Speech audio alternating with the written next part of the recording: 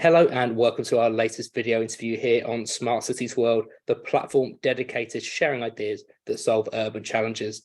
Our interview today is brought to you in association with Vortex IoT, and our guest is Nick Ruxton-Boyle, Director of Environment. Nick, welcome along. Thank you, Luke. Happy to be here.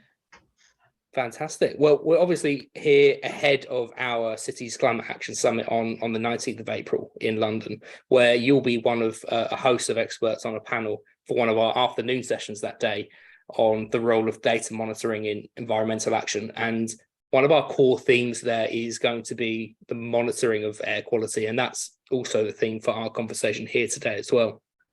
So to kick things off, it'd be great to understand from you what the kind of current state of play is when it comes to air quality monitoring, both in the public and private sector at the moment. You know, how are these two very different kind of backgrounds getting to grips with technology? How well are they engaged with it, and what's yet to come? Sure, and that's a great question. Great question to start with. Obviously, technology is changing things in the air quality monitoring space, and the digitization of monitoring is really helping more and more clients access really powerful and new techniques and technologies to do that. So there's two things going on with air quality monitoring for us. We've got this sort of historic legacy compliance monitoring, as I call it. So this is using very large, the big stations you see by the side of the road, sort of 500 or 600 across the UK, that give us very, very accurate data. And then you've got the diffusion tubes that councils put up on lampposts that give you a very different set of data. And that's historically how councils assess their compliance against the various duties and standards that they've got in the UK. But for the last 5 years, I suppose, since we've been doing our sensor technology, we've got new products on the market that are very low cost, very easy to source and deliver on a street by street basis, that can collect very accurate, very granular data on a whole host of different pollutants that can really help both public and private sector understand what's happening at a very local, street by street or office by office level, as to help them understand their local environments and help them develop and deliver different schemes and initiatives that can reduce local pollution at a really, really local level, and understand sort of local trends over time, over days, over weeks, over seasons. So this new technology is come online and is now being deployed by a number of local authorities across the UK to look at their pollution. We've got a number of sensors up in London, up in Cardiff, some up in the north of England, with our local clients who are collecting and acting on really sort of local, high quality granular data. Yeah, sure. I think when it comes to, you know, public and private sector, and we think of cities, it's sometimes easy to forget that cities are made up of, you know, a huge mix of that public and private sector industry. And looking though at that public sector specifically, and how you're working with kind of local authorities, and what sort of work are you doing to support the public sector and those authorities to make the right sorts of interventions to improve local air quality?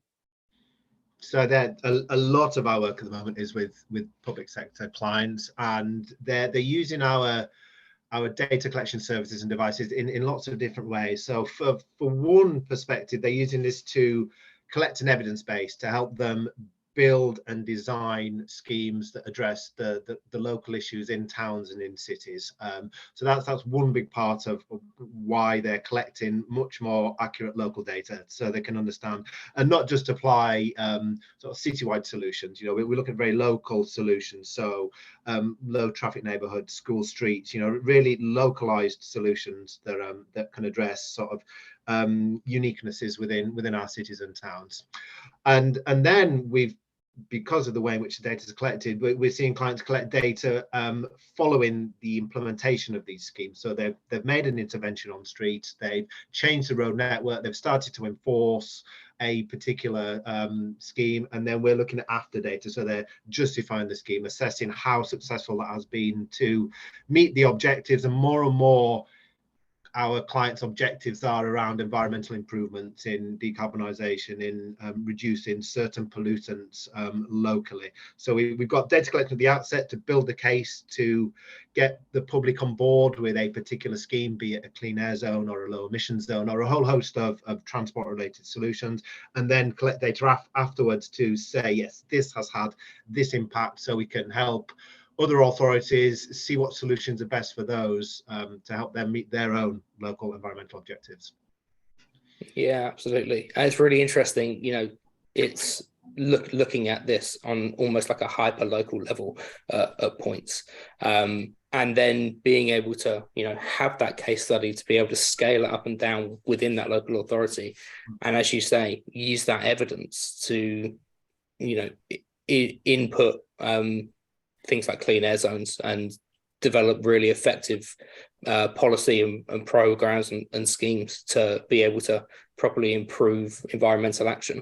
And obviously at the heart of all of that analysis is the data. So from a Vortex side, what kind of data is helpful there? What's the process to ensure that that data is being not just collected, but also then interpreted correctly to ensure that there's insights that authorities in the public sector can draw out of those and then actually act on them efficiently as well? Because that's the most important part at the end of it.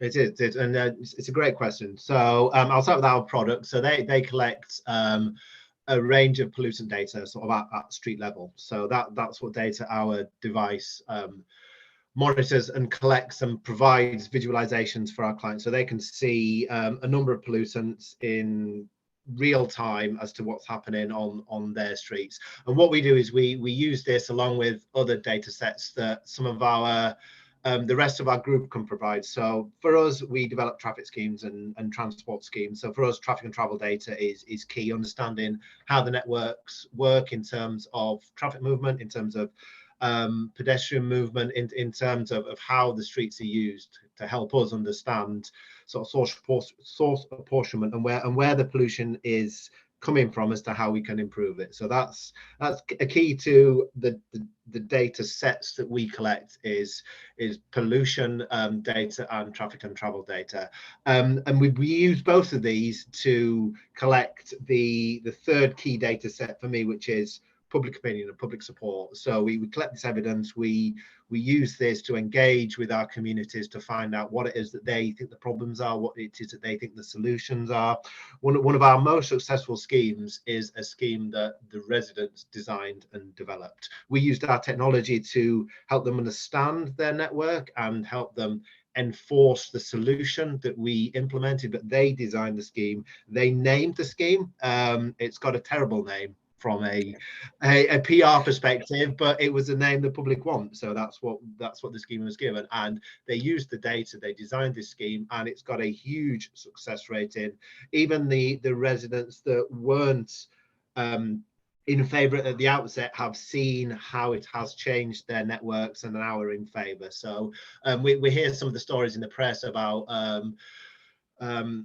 demonstrations at town halls and damage caused to certain street interventions, but we found that with using the data and public opinion and public views, we've been able to design schemes that have really high levels of support and have really improved succinctly and successfully local environmental behaviours and conditions.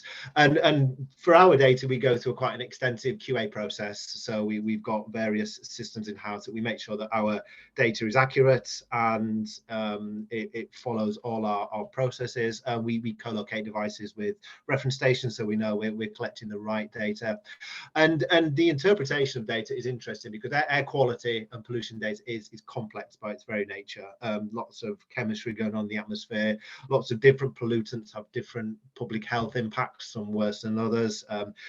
Air pollution affects us throughout our whole life, so we need to try and understand each pollutant and how it works and how we can reduce these. So the interpretation is complex. So we use the the DEFRA DACI index, you know, as the baseline really, because it's the one that the public most understand. But from the work we're doing with a lot of our clients, we are trying to simplify the messaging. We're trying to work with lobby groups, including people like Mums for Lungs and some of the various sectors who work in medical environments, for example, just to try and help people understand, you know, how to interpret air quality data, how to make the right decisions for them and their family. You know, is it right for me to go out if I've got asthma, for example? What's the best way that I can get to school? You know, are there less polluting ways? So that's how we're trying to unpick our data and help, you know, drive behavior change. At the end of the day, we can tinker with our own network as much as we want, and car technology will only take us so far, but behavior change is the real key, and we can use the data we collect to help the public make the right decisions for them and their family. Yeah, absolutely. It's that behavior change and that mindset change that's going to be one of the biggest challenges, really. And being able to back up, you know, those kind of cases with data is a really amazing and interesting use of this technology, and at a really interesting time as well, particularly here in the UK, where we've seen some protests recently around things like 15-minute cities and clean air zones. And so that communication between local authority and community is just becoming more and more important to ensure that misinformation doesn't spread, I suppose. And that's obviously just one of the ways that the technology is obviously helping to contribute to decarbonisation efforts. But looking forwards, be interested to find out how Vortex is looking to develop what the next step is, both in its own right and in combining with other services as well. So Vortex, we're still quite a small, young company. However, about a year ago, we were acquired by quite a big transport and enforcement organisation. So there's quite a lot of things that we're doing at the moment. So for our technology perspective, we're looking at new products and new ways of getting our products out to market. So new products, new markets, and we're expanding beyond air quality, looking at other environmental monitoring services and solutions from a pure product and service perspective. What we've been doing over the last year is integrating our service offering with the rest of our group.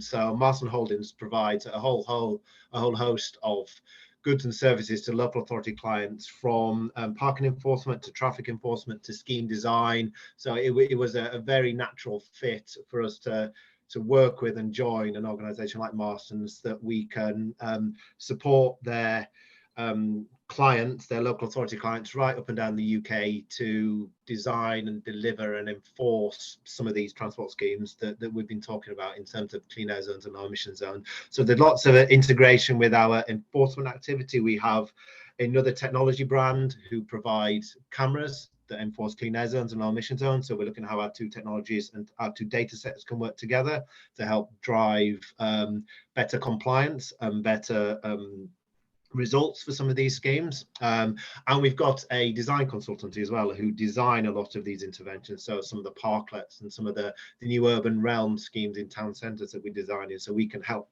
we support that process again with our data to show, you know, if we pedestrianize a road, how will that work, what will that be like. So that's what we've been doing over the last year. We've been integrating with our partners in Marston. We've been looking at the air quality monitoring market and how we can work more with various sectors and markets that are out there, and sort of delivering on some of our net zero pledges as well, and our decarbonisation ambitions. Yeah, that's brilliant. And that integration of those technologies and services is so important, because, you know, apart from the sort of huge mega project greenfield cities, we are, when it comes to cities and local authorities being able to roll out technology, it's about adapting the infrastructure that they already have, the services they're already using, and upgrading and updating those. So that integration is just going to be key as we move forward, and finding those ways to work and become one with those other services is just going to support them further, which is great to see. I really appreciate your time, Nick. It's been great to speak to you and understand more about the work that you're doing. And for those of you watching, thanks for watching as well. And obviously, you can meet Nick in person during the Cities Climate Action Summit on the 19th of April at London's County Hall. So to find out more, you can head to our website. It's in the description just below the video to find out more, see how you can get involved and come meet us there. That's all for this one, and we'll see you next time. Thank you, Nick. Thanks, Luke. See you at the conference.